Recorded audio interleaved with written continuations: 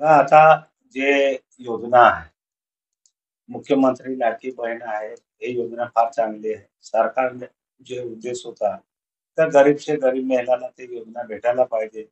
आधी खास करून आदिवासींचा विषय केला तर आमच्या लोकांना कोणता रोजगार नाही असल्या कारणाने आमची महिला कुठेतरी गुजरातमध्ये जात होती. तर तिला चांगलं ₹1500 भेटतं हे चांगली योजना एकनाथराव शिंदे साहेबने आणली आहे. तर ते आणल्यानंतर आम्हाला सुद्धा काही दुःख असतो. कारण काय आहे, की ही योजना आणली, देऊन राहिले. पण आम्हाला जे माहिती पडली का आमचे पैसे त्याच्यामध्ये वर्ग केला. आम्ही हे विषय सुद्धा अधिवेशनमध्ये मांडणार आहे. आमच्या आदिवासींचे पैसे आहेत.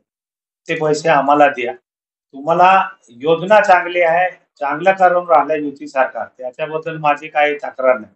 पण आमचे पैसे जे आदिवासींचे पैसे आहे, आदिवासीच्या कोणतीही योजनाला ते द्यायला पाहिजे आणि आमचे पैसे उडवायला नाही पाहिजे म्हणून मी पत्र सुद्धा आदिवासी विकास मंत्रीला देऊन टाकलं, तर जेणेकरून आमचं क्षेत्र आदिवासी आहे. आमचा नंदुरबार जिल्हा हा 100% आदिवासी आहे. ज्या मतदारसंघामध्ये मी निवडून आला तो 100% आदिवासी आहे.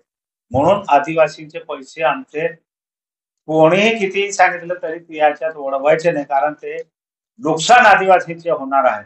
म्हणून आम्ही सरकारला सुद्धा या महाराष्ट्र राज्याच्या मुख्यमंत्रीला सुद्धा आम्ही पत्र देणार आहे का साहेब आमचे पैसे तुम्ही योजना चांगली आहे. तुम्ही कुठूनही व्यवस्था करा. मुख्यमंत्री लाडकी बहीणला तुम्ही कोणतीही निधीतून द्या.